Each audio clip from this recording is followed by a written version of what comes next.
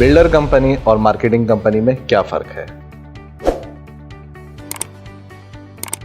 अस्सलाम वालेकुम नाजरीन, आज हमारे साथ एक और एक्सपर्ट मौजूद हैं, राव ताहा साहब। इनके साथ मिलकर हम आपको डिस्कस करेंगे और इस चीज़ में वाज़ेह फ़र्क बताएंगे कि एक बिल्डर कंपनी और एक मार्केटिंग कंपनी में क्या फ़र्क है। अस्सलाम वालेकुम राव ताहा साहब। वालेकुम सलाम सर, कैसे हैं आप? खैरियत से हैं? ठीक, आप बताएं। सर, जैसे कि आजकल आप बहरिया की मार्केटिंग में देख रहे होंगे कि बहुत सारी मार्केटिंग कंपनी हैं जो प्रोजेक्ट्स की मार्केटिंग कर रही हैं, लेकिन एक टाइम पीरियड के बाद ये कंपनी खुद अपना प्रोजेक्ट लॉन्च कर लेती है। तो क्या ये चीज़ें सही हैं? देखिए, अगर बिल्डर कंपनी और मार्केटिंग कंपनी की बात करें तो बहुत बड़ा डिफरेंस है। मार्केटिंग कंपनी सिर्फ वो होती है जो बेचना जानती है, उसको सिर्फ बेचना आता है। लेकिन जो बिल्डर कंपनी है उसने सबसे पहले प्लॉट की इन्वेस्टमेंट करनी है, फिर उसके बाद उस पर कंस्ट्रक्शन करनी है और फिर वो बेचने के लिए आता है। और डिलीवरी सबसे बड़ी अहम चीज़ है जो बिल्डर कंपनी फोकस करती है, जिस पे कि डिलीवर क्या करना है और कब करना है।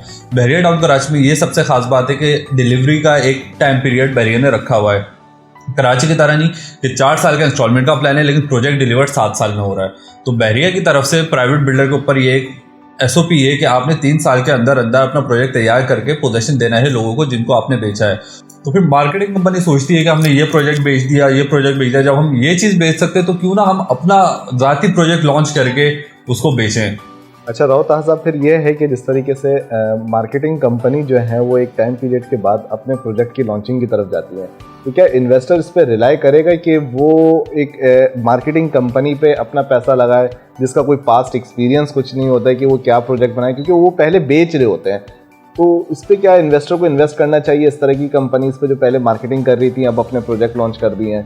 देखिए ओवैस, अगर बिल्कुल फ्रैंक होकर बात करें तो मैं हर मार्केटिंग फर्म को ये एक एडवाइस करूंगा कि वो इस प्रोफेशन में मत आएँ, क्योंकि प्रोजेक्ट की फिजिबिलिटी बनाना, उसकी कंस्ट्रक्शन प्लानिंग करना, उसको डिलीवर करना एक बिल्कुल डिफरेंट सिनेरियो है और मार्केटिंग एक बिल्कुल डिफरेंट सिनेरियो है। बिल्कुल बेचने से बिल्कुल डिफरेंट है। अब अगर मैं देखूं, मैंने मार्केटिंग फर्म में भी काम किया और अब माशाल्लाह से अपने प्रोजेक्ट हम बना रहे हैं। मार्केटिंग फर्म में मैं जॉब करता था तो मुझे उनका बहुत अच्छे से पता है कि वो बेचने के लिए क्या कुछ करते थे।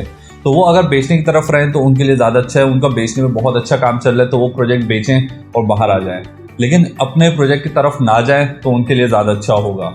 अच्छा, जैसे आज मतलब अब प्रेजेंट मार्केट में अगर एक ट्रेंड देखें आप, तो बिल्डर्स जो हैं वो भी अपनी एक डिपार्ट कर लेते हैं मार्केटिंग का। तो वो चीज़ सही है ना कि ये कि एक मार्केटिंग कंपनी जो है पूरा इस प्रोजेक्ट की तरफ आ रही है, क्योंकि बिल्डर को तो इस चीज़ का पता होता है कि हमारी कंस्ट्रक्शन क्या है, किस तरीके से हमने अपने प्रोजेक्ट्स को लेकर चलना है। तो वो एक सेपरेट डिपार्ट कर लेता है कि ये डिपार्ट जो है हमारे प्रोजेक्ट्स की मार्केटिंग करेगा।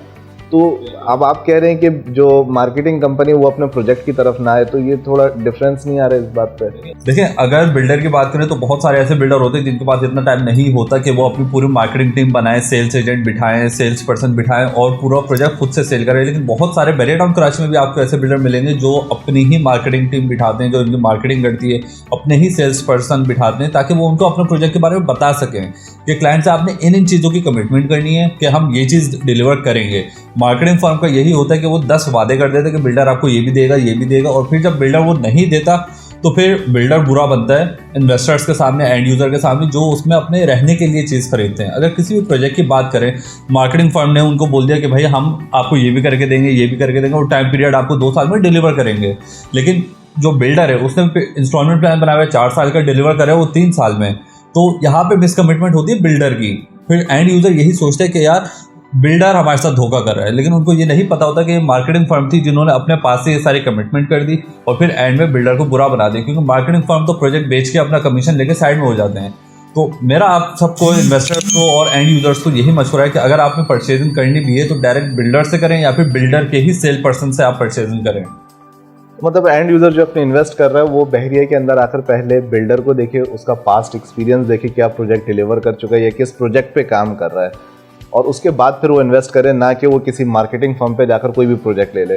देखिए, मैं तो यही बोलूँगा कि आप जब भी परचेजिंग करें, आप एक इन्वेस्टमेंट करें, आपकी पूरी ज़िंदगी की जमा पूंजी है। बहुत सारे लोग ऐसे होते हैं कि पूरी ज़िंदगी पैसे जमा करके कोई एक चीज़ खरीदने के लिए आते हैं। अब इन्वेस्टर है, उसके पास बहुत सारी इन्वेस्टमेंट है, वो तो 10-12 चीज़ें खरीद लेता है। लेकिन जो एंड यूज़र है, जो अपनी पूरी ज़िंदगी कमाई खरीदने के लिए जाता है कि यार मैं भी एक अच्छे लिविंग स्टैंडर्ड में रहूँ, मुझे भी वे ऑफ लिविंग बहुत अच्छा मिले, बहरिया टाउन जैसे इंफ्रास्ट्रक्चर मुझे भी मिले। तो मैं उन सबको यही बात बोलूँगा कि आप डायरेक्ट बिल्डर से खरीदें और बिल्डर के भी ओनर से एक बार मुलाकात लाजमी करें। बहुत सारे सीईओ के पास टाइम नहीं होता, नहीं मिलते, लेकिन आप सेल पर्सन से भी ये बात बोल सकते हैं कि आप मेरी मीटिंग अलाइन करवाएं सीईओ के साथ, जो आपके ओनर है, जो असल बिल्डर है।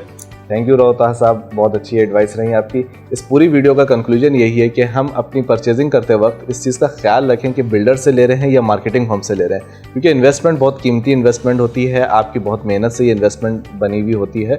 तो अपनी इन्वेस्टमेंट को सेव करें और बिल्डर से चीज़ों को परचेज करने की कोशिश करें। Thank you.